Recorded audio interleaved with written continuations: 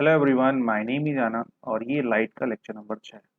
तो बच्चे इसमें हम लोग डिस्कस करने वाले हैं कि किस तरह से रे इमेज का फॉर्मेशन करते हैं। तो उसके पहले हमें कुछ रूल्स जानने होंगे और उससे भी पहले थोड़ा सा मैं आपको स्फेरिकल मिरर से रिलेटेड कुछ टर्मिनोलॉजी है जिसको आपको जानना चाहिए, उसको मैं बता देता हूँ। तो कॉनकेव ले लो चाहे कॉन्वेक्स ले लो, कोई फर्क पड़ता नहीं है, बट फिर भी मैं यहाँ बना देता हूँ। ये आपका कॉनकेव है। फिर से एक बार सही से बना लेते हैं, कॉनकेव हो गया। बच्चे ये किसी स्फेयर का ही तो हिस्सा होगा। कॉनकेव की कहानी अगर मैं बताऊं, ये कुछ आपकी लाइनिंग थोड़ी सी सीधे ड्रॉ कर लीजिए। चलिए ठीक। तो यहाँ से कहानी क्या होगा बच्चे, अगर मैं इसको, ये क्या है, हिस्सा है किसका, एक स्फेयर का हिस्सा है। मैंने बताया जैसे गोल ऐसा बना दोगे आप, ऐसे गोला बन जाएगा पूरा आपका। किसी गोले का ही तो हिस्सा है ये। तो अब हम क्या करते हैं, गोले का हिस्सा है तो गोले का अपना कुछ एक रेडियस होगा, तो ये पॉइंट होगा। तो मैं ये पॉइंट मान लेता हूँ, ये वाला पॉइंट, इसे हम आर कह देते हैं। मतलब ये रेडियस, यहाँ से यहाँ तक का डिस्टेंस रेडियस, इसको हम सी कहेंगे। इस पॉइंट को क्या नाम देंगे, इस पॉइंट को हम नाम देते हैं सी। ये पॉइंट हो गया सी। और इस सी को क्या कहते हैं बच्चे, इस सी को बोलते हैं सेंटर ऑफ कर्वेचर। क्या बोलते हैं इसको, सेंटर ऑफ कर्वेचर। भाई पहले ये गोले का सेंटर था तो सिंपल सेंटर कहते थे। अब गोले का ये कर्व वाला हिस्सा रह गया, तो कर्व का अब सेंटर है तो इसे हम देंगे सेंटर ऑफ कर्वेचर। इस पॉइंट पे, ये वाला जो पॉइंट है, थोड़ा सा मैं कलर चेंज कर लूँ ताकि चीजें ज्यादा विजिबिलिटी मिले। ये वाला जो पॉइंट है बच्चे, ये इस पॉइंट को हम लोग क्या नाम दे देते हैं, पी, जिसको हम पोल कहते हैं, पी। इस पी को क्या कहते हैं बच्चे, पी को कहते हैं पोल। यहाँ पे लिखूँ मैं, हाँ, पी को कहेंगे पोल। तो ये आपका पोल होता है, ध्रुव जो होता है आपको, इसको ध्रुव कहते हैं, पोल कहते हैं। तो पी फॉर पोल हो गया, P O L E, P. इस सी और ओ के बीच, ठीक बीच में, मतलब मिड पॉइंट, यहाँ पे कहीं पे, यहाँ पे कैपिटल एफ लिखा जाएगा और इसे कहते हैं बच्चों प्रिंसिपल फोकस। तो कैप, पी है बच्चे पोल, प्रिंसिपल फोकस, प्रिंसिपल फोकस, मुख्य अक्ष जिसे कहते हैं हिंदी में, कैपिटल एफ से रिप्रेजेंट करते हैं, प्रिंसिपल फोकस होता है। ठीक है, ये कुछ पॉइंट्स थे आपको आपको जिसको जानना है कि किसको क्या कहते हैं। ये जो स्ट्रेट लाइन गई है ना बच्चे, ये स्ट्रेट लाइन, इसे हम कहते हैं प्रिंसिपल एक्सिस। क्या नाम इसको देते हैं, इसको कहते हैं प्रिंसिपल एक्सिस। ठीक है। सिमिलरली यही घटना आपका क्या होगा, ये घटना जो देख रहे हो ये कॉन्वेक्स में भी देखने को मिलेगा। ये तो कॉनकेव था, कैसे पहचाना कॉनकेव, तो मैं यहाँ पे पॉलिसिंग कर दे रहा हूँ, कॉनकेव की घटना घटी। ऐसे ही कॉन्वेक्स की बात किया जाए तो ये मैं कॉन्वेक्स बना लेता हूँ और एक मैं यहाँ पे ऐसे स्ट्रेट लाइन ड्रॉ करता हूँ और नेमिंग पे वापस आ जाते हैं। तो बच्चे इसे क्या कहते हैं, इसे भी प्रिंसिपल एक्सिस कहते हैं, सब कुछ वही रहेगा, प्रिंसिपल एक्सिस।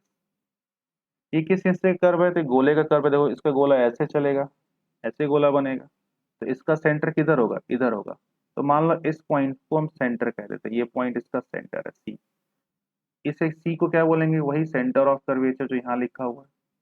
इस सी, ये वाला वो पॉइंट होगा, इसको हम पी कहेंगे, पोल। इस पी और सी के ठीक बीचों बीच में, मतलब एफ होता है, कैपिटल एफ, इसे हम प्रिंसिपल फोकस कहते हैं। यहाँ से बच्चे यहाँ तक की दूरी, ये जो दूरी होती है, इसको स्मॉल एफ से रिप्रेजेंट किया जाएगा और यहाँ से यहाँ तक की दूरी को कैपिटल आर से रिप्रेजेंट करेंगे। सेम यहाँ भी कहानी वही है, इस पोल से फोकस की दूरी को स्मॉल एफ से रिप्रेजेंट करेंगे, इस पोल से सी तक की दूरी को हम क्या कहेंगे, आर से रिप्रेजेंट करेंगे। रिप्रेजेंट करेंगे, आर से रिप्रेजेंट करने वाले हैं।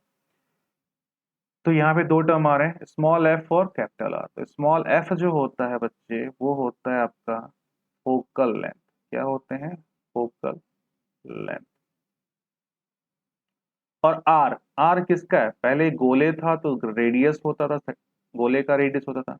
अभी ये आर किसका है, तो रेडियस तो है बट किसका रेडियस है, कर्व का रेडियस है। तो बच्चे यहाँ पे आर को हम कहेंगे रेडियस किसका, ऑफ कर्वेचर, कर्व का, कर्वेचर। ठीक है ना, रेडियस ऑफ कर्वेचर। तो ये टर्मिनोलॉजी है जिसको आपको अच्छे से जानना होगा। फिर से एक बार मैं बोल दे रहा हूँ क्योंकि इस टर्मिनोलॉजी के बिना चीजें आपको फील नहीं होगी। सी क्या है, सेंटर ऑफ कर्वेचर है। यहाँ पे जो पी है इसको पोल कहते हैं बच्चे। ई कैपिटल एफ क्या है, प्रिंसिपल फोकस होता है। कैपिटल सी वाला पॉइंट क्या बोलते हैं, सेंटर ऑफ कर्वेचर कहते हैं। यहाँ से यहाँ तक डिस्टेंस को क्या बोलते हैं, स्मॉल एफ से रिप्रेजेंट करते हैं, प्रिंसिपल सॉरी ये फोकल लेंथ होता है। यहाँ से यहाँ तक का डिस्टेंस को रेडियस ऑफ कर्वेचर कहते हैं। तो एक पॉइंट और, ये एम और एन की बात हो जाती है। ये पॉइंट होता है इस एम और एन, यहाँ पे एम और एन। बच्चे जो ये एम एन की हम बात कर रहे हैं ना, ये एम एन, ये एम एन कुछ और नहीं होता है बच्चे, इसको हम अपर्चर कहते हैं। क्या कहते हैं इसको, अपर्चर। बेसिकली ये कितने लेंथ का कहानी, और एम से एन का ये कहानी, ये कितना है, दिस इज व्हाट अपर्चर, कितना उसका द्वारक है, मतलब कितना वो खुला हुआ है इससे, कितना रिफ्लेक्टिंग सरफेस उसके पास है, दैट इज व्हाट अपर्चर।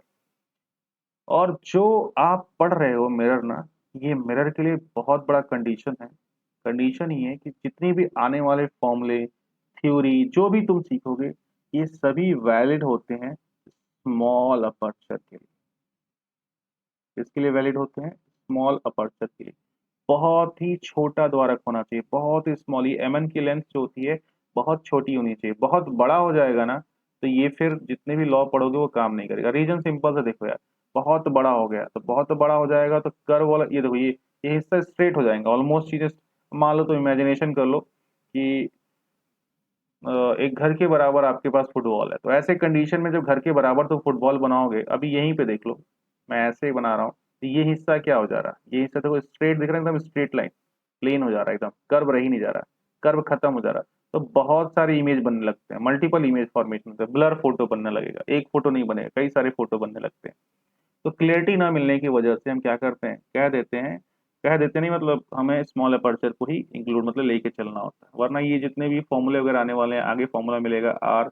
अच्छा, यहाँ से भी फॉर्मूला तुमको साफ साफ दिखाई देगा, मैं लिख देता हूँ, आगे बताऊंगा अभी जब मिरर फॉर्मूला स्टार्ट करूंगा तब। आर बराबर 2f फॉर्मूला पढ़ते हो, ठीक है ना, 1/f 1/v +1/u या -1/u, ठीक है ना, वो लेंस के लिए मिरर के लिए अलग अलग था, ये मिरर वाला है। तो ये फॉर्मूले वैलिड कब होते हैं, जब आपका अपर्चर स्मॉल हो, आपके डेरिवेशन में नहीं है, बट जब डेरिवेशन कर दो तो इस स्टेटमेंट को लेके चलो। तो खैर अभी इसको तो नहीं पढ़ना है, इसको आगे पढ़ेंगे। ये जो मैंने आपको समझाया, जो कुछ टर्मोलॉजी थे वो मेरे ख्याल से आपको समझ में आ गया हो। अब हम क्या करते हैं, आगे बढ़ते हैं और कुछ रूल्स को सीखते हैं, ठीक है ना। तो हेडिंग बना लेते हैं, rules for making image on the basis of रे बिहेवियर। बच्चे रे का अपना कुछ एक मतलब एक्सपेरिमेंटल चीजें निकाली गई, कुछ इसका स्टेटमेंट अपना निकल के आने वाला है, उसके बेसिस पे किस तरह से इमेज बनते हैं क्यों जानना, उसके लिए कुछ रूल्स बने। टोटल आपको 4 रूल्स पढ़ने, वो 4 रूल 1 बाय 1 करके मैं यहाँ दिखा देता हूँ। तो पहला रूल जो आपका निकल के आता है, फर्स्ट रूल, क्या हो, कंडीशन देते हैं, फर्स्ट कंडीशन बोल सकते हो। फर्स्ट कंडीशन में क्या है आपका, when a ray of light, when a ray of light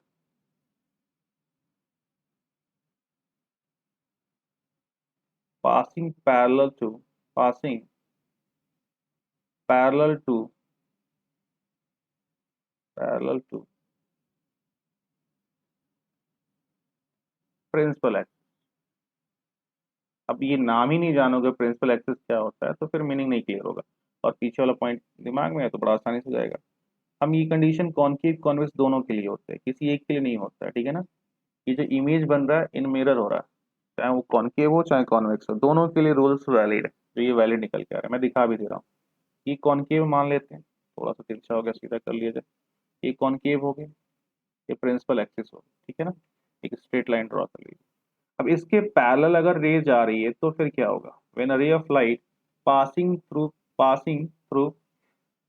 क्या बोल सकते, पासिंग थ्रू, थ्रू नहीं बोलेंगे, passing parallel to the principal axis, principal axis के पैरेलल पास हो रहा है, ऐसे कंडीशन में क्या होने वाला। अच्छा एक चीज और, इसमें एरो देना बहुत इंपॉर्टेंट होता है, एग्जाम में अगर पूछ लेता है रे डायग्राम बनाने के लिए तो ये एरो बहुत इंपॉर्टेंट रोल प्ले करता है। ऑलमोस्ट आपके 1 मार्क्स के कटने के चांसेस जाते हैं। हालांकि नोटिफिकेशन रहता है हाफ मार्क्स कट करने के लिए, बट टीचर 1 मार्क्स तक काट लेता है, तो ये एरो बनाना बहुत इंपॉर्टेंट है, हमेशा बनाइएगा। दूसरा वाला मिरर भी ले लेते हैं। ये कौन सा मिरर है बच्चे, बाहर की तरफ पॉलिशिंग हो रही है, अंदर आपका रिफ्लेक्टिंग सरफेस है, इसका नाम आपको कॉनकेव रखना है। अगला वाला कौन सा मिरर है भाई, ये वाला मिरर ले लीजिए। ये कौन सा मिरर है, तो देखो इसमें मैंने अंदर की तरफ पॉलिशिंग कर रखी है, तो इसका नाम क्या पड़ जाएगा, कॉन्वेक्स पड़ जाएगा। ये कॉन्वेक्स मिरर है, मैं लिख देता हूँ। कभी कभी होता है क्या ना, एक ही तरह साउंड करते हैं तो उल्टा बोल जाता हूँ। ठीक है, ये कॉनकेव हो गए और ये कॉन्वेक्स हो गए। प्रिंसिपल एक्सिस की रे क्या और ये पैरेलल आ रही है, तो यही तो प्रिंसिपल एक्सिस है, इसके पैरेलल रे आई यहाँ टकरा गई। तो बच्चे आप आपको एक बात मालूम है कि ये क्या होते हैं, ये आपके कन्वर्जिंग होते हैं। तो ये प्रिंसिपल एक्सिस के जब पैरेलल जाता है ना, तो रूल क्या कहता है, जो ऑब्जर्वेशन देखने को मिला, it passes through, it always passes through, ठीक है ना, it always passes through principal focus, through किसके थ्रू जी, प्रिंसिपल प्रिंसिपल फोकस। तो प्रिंसिपल फोकस के थ्रू ये पास हो रहा है, मतलब यहीं पे कहीं प्रिंसिपल फोकस होगा कि रे ऑफ लाइट किधर जाएगी, ऐसे होते हुए प्रिंसिपल फोकस से गुजर जाएगी। ये रे ऑफ लाइट किधर जाएगी, इधर तो प्रिंसिपल फोकस होता ही नहीं है कॉन्वेक्स के लिए, तो फिर भाई प्रिंसिपल फोकस इधर होगा क्योंकि सेंटर इधर है, और पी और सी के बीच का प्रिंसिपल फोकस होता है। तो हमें ऐसा लगता है कि ये रे ऑफ लाइट यहां से ऐसे पास हो रही है। It seem to be like कि it passes through principal focus, पर जा कहां से रहा है, जा तो फोकस से ही रहा है ना। ये सी मान लो, ये कैपिटल एफ कह दो, इस पॉइंट को आप सी कह दीजिए, इसको आप एफ कह दीजिए। तो एक्चुअल में ठीक है, जाता हुआ प्रतीत तो हो रहा है फोकस से, ये ठीक है, ये ऐसे चला गया और लाइट स्ट्रेट ट्रेवल करती है, बात हम जानते हैं, पहले क्लास के लेक्चर में बताया था। तो हमें लगता है कि स्ट्रेटली ये कहीं यहाँ से ऐसे होते हुए गुजर रही है। तो कहाँ से जाती हुई प्रतीत हो रही है, फोकस से। कहाँ से जाती हुई प्रतीत हो रही है, फोकस से। तो कहानी क्या होगा, when a ray of light passing parallel to the principal axis, it always passes through principal focus. ये हमेशा प्रिंसिपल फोकस से पास होगा, और it seem to be passing through principal focus. अगर कॉन्वेक्स की बात करोगे तो ये हमें प्रतीत होगा कि वो फोकस से होते हुए गुजर रही है। क्लियर है पॉइंट, वेरी गुड। चलो अब किससे ही पूछूं, ऐसे ही बोल सकता हूँ ठीक है। तो ये पहला आपको लॉजिक था, मतलब पहला रूल था जिसको आपको दिमाग में रखना है कि भैया पैरेलल जा रहे हो प्रिंसिपल एक्सिस के, तो तुमको एक काम करना होगा, फोकस से होकर गुजरना होगा। जब रिफ्लेक्शन करोगे तो आप जब वो सरफेस पे टकराने के बाद जब रिफ्लेक्ट हो रहे हो तो कहाँ से पास होना है, प्रिंसिपल फोकस से। सेकेंडरी सेम उसका उल्टा होगा, what happen when ray of light passing through the principal focus. Condition two क्या है, passing through the passing through the principal focus. अब क्या कहानी है, when a ray of light, अब पूरा मैं नहीं लिख रहा हूँ, passing through the principal focus, तो फिर से यहाँ पे एक कॉनकेव बना लो, ठीक, और एक कॉन्वेक्स बना लो, ये कॉनकेव हो गया। अब यहाँ पे क्या हो रहा है, ray of light passing through the principal focus, यहीं कहीं प्रिंसिपल फोकस होगा। यहाँ से क्या हो रहा है, रे ऑफ लाइट ऐसे पास हो रहा है, तो टकराने के बाद बच्चे क्या होगा ये पूछ रहा है। कॉन्वेक्स भी बना लीजिए यहीं पे। कैसे कॉनकेव कॉन्वेक्स पहचान रहे हैं, पॉलिशिंग पे डिपेंड कर रहा है, अंदर किया है आपने बाहर किया है, इसी पे डिपेंड करेगा वो कॉनकेव है या कॉन्वेक्स है।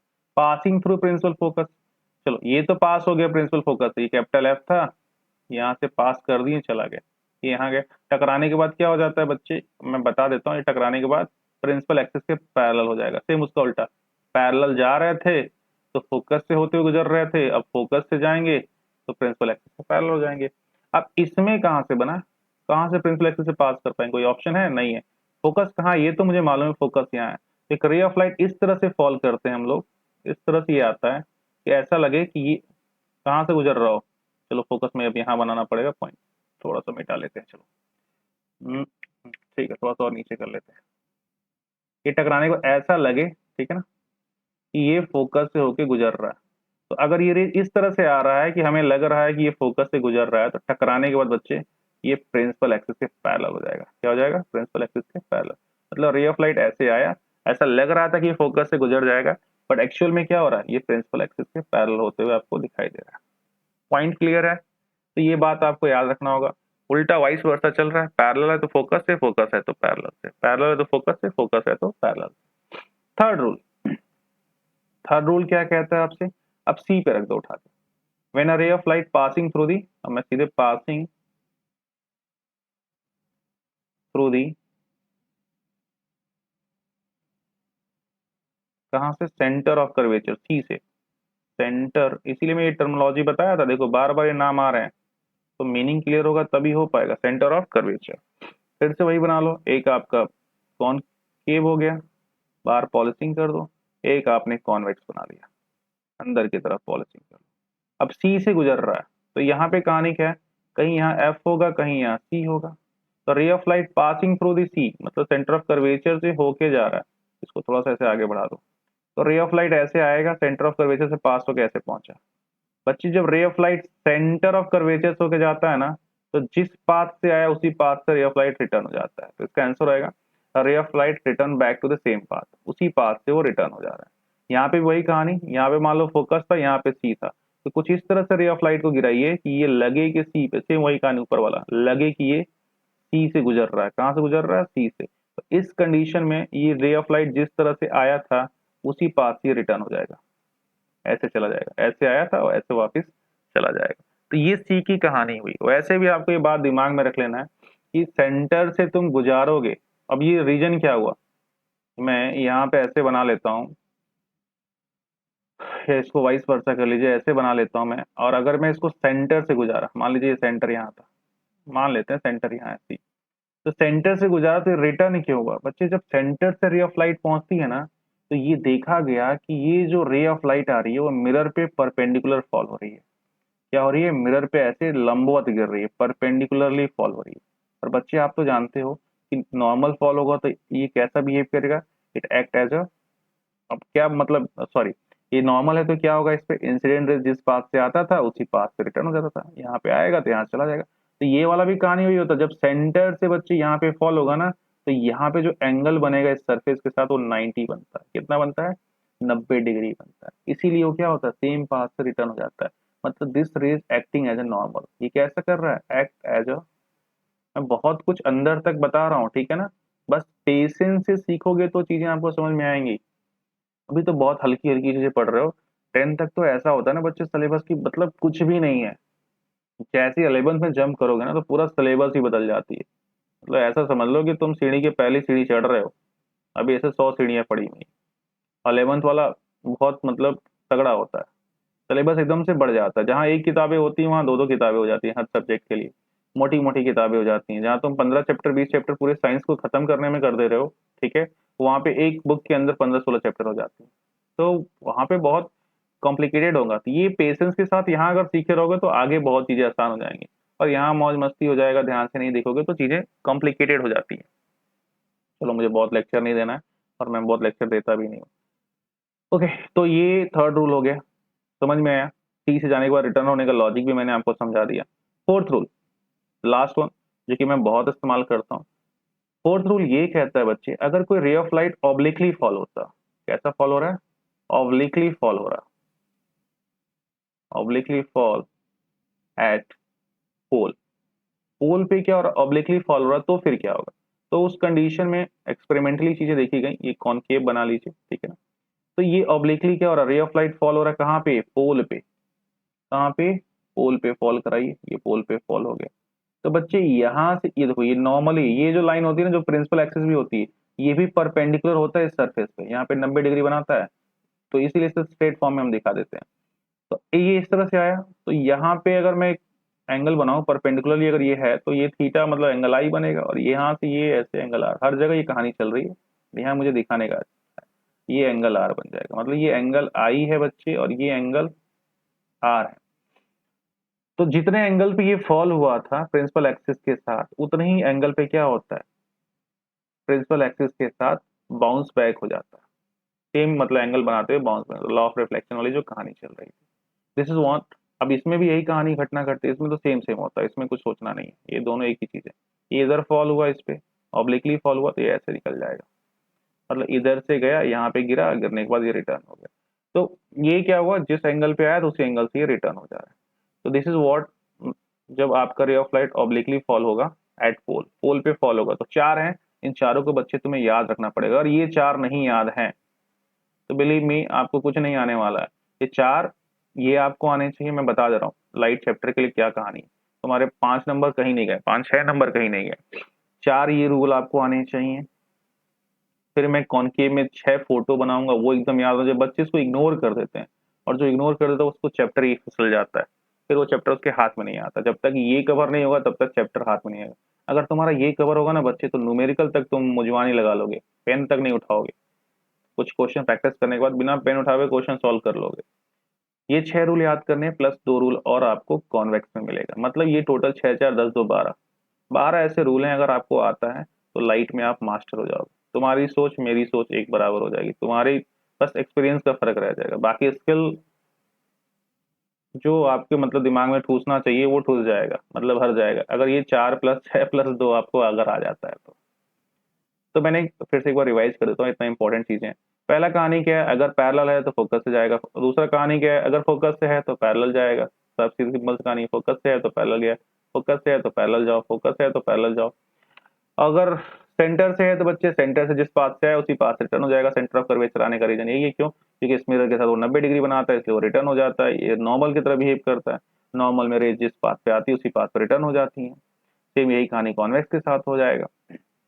रूल नंबर 4, रूल नंबर 4 क्या कहता है, ऑब्लिकली फॉल करेंगे अगर पोल पे, ये P for pole, P for pole, pole पे अगर गिरता है तो जितने एंगल के साथ एक्सिस के साथ बनाता है उतने एंगल से एक्सिस के साथ नीचे की तरफ चला जाता है।